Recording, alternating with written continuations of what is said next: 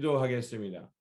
좋으신 아버지 하나님, 우리에게 이 아침의 시간을 주시고 또 주님의 말씀을 묵상하며 이 하루를 출발할 수 있게 하시니 감사를 드립니다. 주님, 우리가 주님의 말씀을 통해서 우리의 삶의 자리와 또 이 시대를 잘 분별하게 하여 주셔서 하나님의 거룩한 뜻 붙들고 언제 어디서나 하나님 나라와 의를 추구하며 살아가는 그런 삶의 자리 되게 하여 주시옵소서. 주님, 우리가 서 있는 이곳이 하나님의 나라의 그 말씀으로 살아야 될 곳임을 기억하게 하여 주시고 이곳에서 무엇을 하든지 우리 주 예수 그리스도의 영광을 드러나게 하여 주시고 또 주님을 향한 굳건한 믿음으로 용기 있게 또 바르고 참되게 하나님 나라를 향해 살아가는 우리의 삶의 여정이 되게 하여 주시옵소서. 우리 구주 예수 그리스도의 이름으로 기도드립니다. 아멘. 오늘 우리에게 주신 말씀은 창세기 27장입니다. 본문 읽기는 27장 1절에서 10절입니다.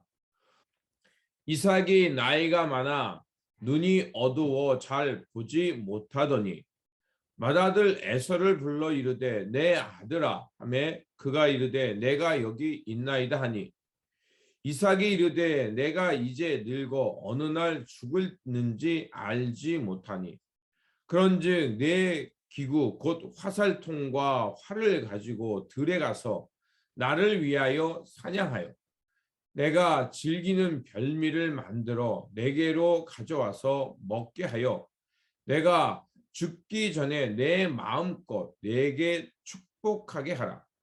이삭이 그의 아들 에서에게 말할 때 리브가가 들었더니 에서가 사냥하여 오려고 들로 나가매 리브가가 그의 아들 야곱에게 말하여 이르되 내 아버지가 내 형 에서에게 말씀하시는 것을 내가 들으니 이르시기를 나를 위하여 사냥하여 가져다가 별미를 만들어 내가 먹게 하여 죽기 전에 여호와 앞에서 내게 축복하게 하라 하셨으니 그런즉 내 아들아 내 말을 따라 내가 내게 명하는 대로 염소떼에 가서 거기에서 좋은 염소 새끼 2마리를 내게로 가져오면 내가 그것으로 내 아버지를 위하여 그가 즐기는 별미를 만들이니 내가 그것을 내 아버지께 가져다가 드려서 그가 죽기 전에 내게 축복하기 위하여 잡수시게 하라. 아멘. 오늘 본문 말씀은 이삭이 나이가 들어 이제 장자 에서에게 축복하려고 할 때 야곱이 그 축복을 가로채는 말씀입니다. 나이가 들어 눈이 어두워진 이삭은 이제 아브라함으로부터 온 복을 그 아들 에서에게 주고자 합니다. 이삭이 나이 들어 눈이 어두워졌다는 것은 단순히 시력이 나빠졌다는 것만이 아니라 영적인 분별력이 어두워졌다는 것을 의미하기도 합니다. 사무엘상 3장 1절에서 2절에 보면 그 하나님께서 사무엘을 부를 때 그 상황이 나옵니다. 그런데 이렇게 되어 있습니다. 아이 사무엘이 엘리 앞에서 여호와를 섬길 때 여호와의 말씀이 희귀하여 이상이 흔히 보이지 않았더라. 엘리의 눈이 점점 어두워 가서 잘 보지 못하는 그때에 그가 자기 처소에 누웠고 이렇게 말합니다. 우리가 잘 알고 있는 대로 엘리 제사장 때는 이제 엘리 제사장이 끝나고 한나가 이제 한나가 그 자신의 애가 없음을 통곡하고 있을 때 한나를 향해서 그만 술을 끊으라고 얘기까지 했었죠. 또 엘리 제사장이 눈이 점점 어두워졌다는 것은 그의 아들들이 홈리와 비느하스가 성전의 제물을 함부로 대하고 또 이렇게 하나님의 그 거룩한 예물에 대해서 그것을 함부로 대할 때 꾸짖지 못합니다. 급기야 블레셋 전투에서 홈리와 비느하스는 비참하게 죽게 되고 또한 법궤까지 빼앗기는 상황에 이르게 됩니다. 그러니까 단순히 제사장의 눈이 어두워졌다라는 것은 그 시대가 영적인 어두움을 말하는 것을 볼 수가 있습니다. 이처럼 이삭의 눈이 어두워졌다는 것은 하나님의 뜻을 잘 분별하지 못하게 되었다는 것입니다.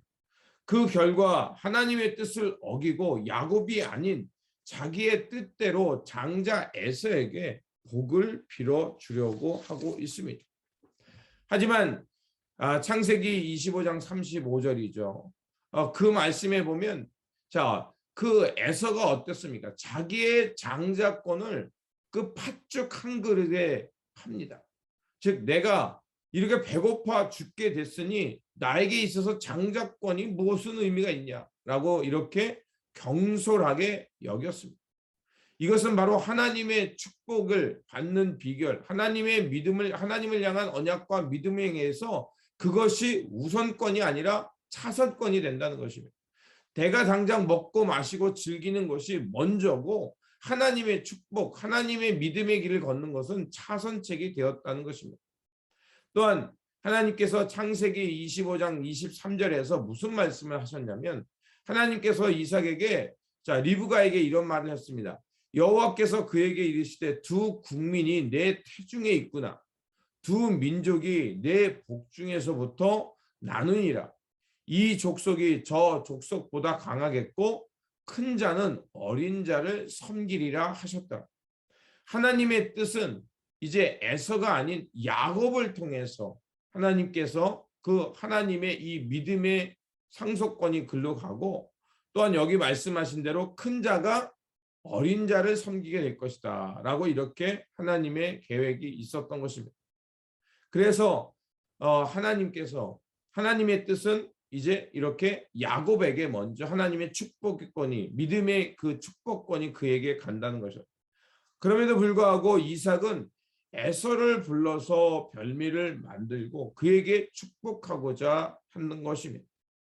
그런데 이 일은 이삭의 뜻대로 흘러가지 않죠. 리브가가 바로 에서에게 축복하고자 하는 이삭의 마음을 알고 이제 그것에 동의하지 않고 자기가 그 태중에서 하나님의 음성을 들었잖아요. 바로 야곱에게 간다는 것을 들고 이제 에서가 그 들에 가서 사냥하는 동안 야곱을 불러서 이제 야곱에게 축복이 가도록 계략을 꾸밉니다. 그래서 어린 염소를 잡아다가 그것을 별미를 만들고 또 에서의 옷을 입혀서 또한 그 염소의 털을 통해서 그 야곱의 그 몸을 변장하게 합니다. 그러니까 이것을 보면 아버지는 남자답고 또 들에 나가서 사냥하고 이렇게 좀 와일드한 에서를 굉장히 편애했다는 것을 볼 수가 있고요. 그리고 그 리브가는 형에 비해서 아무래도 그런 형이 그렇게 좀 뭐랄까 남성성이 왔고 좀 이렇게 터프하니까 그거에 비해서 야곱은 좀 그러지 못했던 거예요. 그러니까 장막에 머물면서 어머니 곁에 있었던 것입니다. 이렇게 되니까 아무래도 편애하게 되고 결국 리브가가 계략을 꾸며서 그 축복이 에서에게 아닌 야곱에게 가도록 하는 것입니다. 이런 거짓은 어떻게 합니까?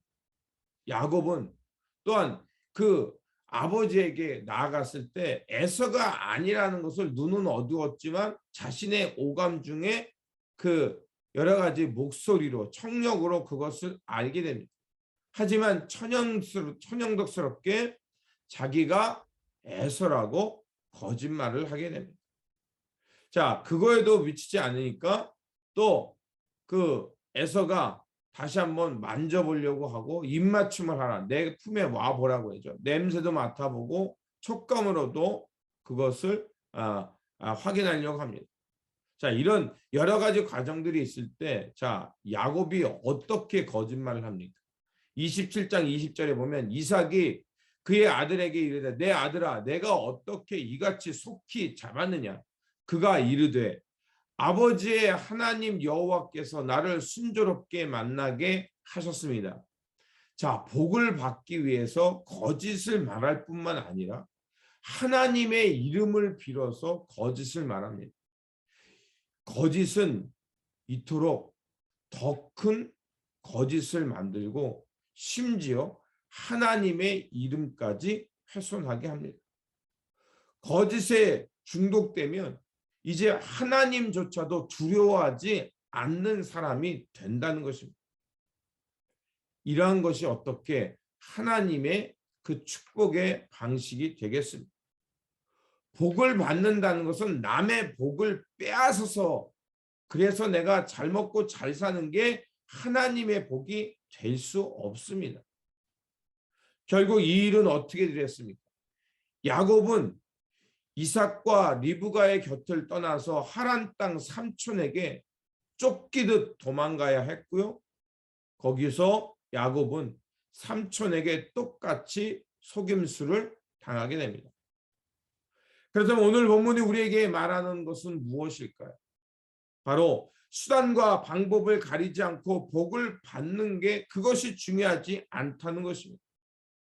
또한 우리가 보아야 할 것은 평화를 추구하며 이웃과 화평을 이루며 믿음으로 살았던 이삭도 결국 나이가 들어서 영적인 분별력을 잃어버리게 되자 하나님의 뜻을 거슬러서 자기의 뜻대로 행하려고 했던 모습을 보라는 것입니다.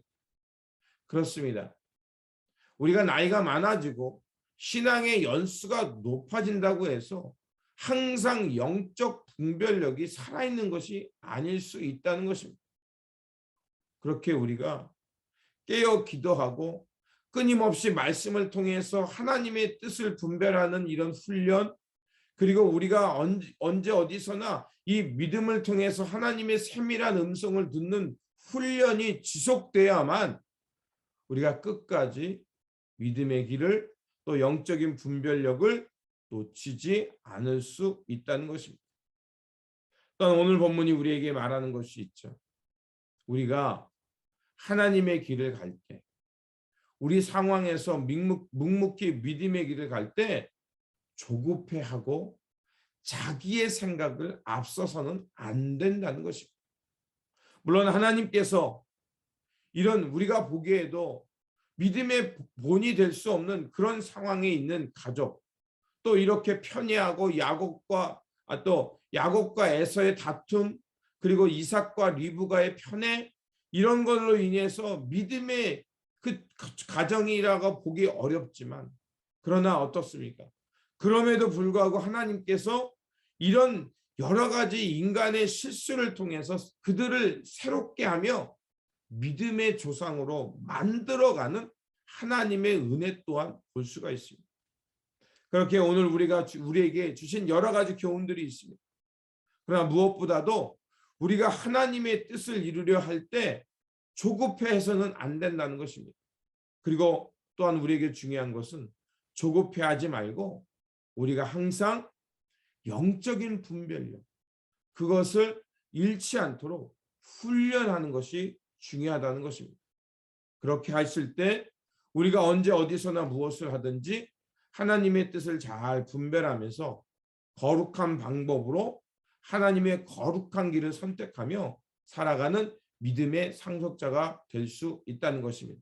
그러면 오늘도 우리에게 주어진 삶 속에서 하나님의 뜻을 잘 분별하면서 하나님의 거룩한 방식, 수단과 동기가 거룩하게 하시고, 그리고 거룩한 그 수단과 동기를 통해서 하나님의 뜻을 분별하며 하나님의 거룩한 방식으로 거룩함을 이루어가며 살아가는 저와 여러분들이 되시기를 주님의 이름으로 축원드립니다. 기도하겠습니다. 좋으신 아버지 하나님, 오늘 우리에게 귀한 말씀을 통해서 이삭과 리브가의 그 잘못된 편향, 또한 또 야곱과 그 에서의 그 잘못된 선택들, 또 수단과 방법을 가리지 않고 하나님의 복만 받으려고 했던 그런 어리석음들을 봅니다. 주님, 우리가 주님의 길을 갈 때 다시 한번 우리의 수단과 동기마저도 하나님 앞에서 거룩한 방식이 되게 지켜주시옵소서. 그래서 하나님의 거룩한 백성인 것을 잊지 않게 하여 주시고 믿음의 길이 무엇인지를 바르게 알고 살아가는 저희들 되게 하여 주시옵소서. 무엇보다도 조급하지 않게 하시고 영적인 훈련을 게을리하지 않게 하여 주셔서 언제 어디서나 하나님의 뜻을 잘 분별하고 믿음의 길, 말씀의 길을 걸어가는 저희들이 되게 하여 주시옵소서. 우리 구주 예수 그리스도의 이름으로 기도드립니다. 아멘. 오늘 우리에게 주신 말씀 붙들고 살아가는 한 날이 되시기를 바라며 다시 한번 조급함을 버리고 영적인 훈련을 통해서 하나님의 뜻을 잘 분별하면서 언제 어디서나 거룩한 방식으로 하나님의 거룩함을 향해 살아가는 저와 여러분들이 되시기를 바랍니다. 주님의 평안이 함께 하시기 바랍니다.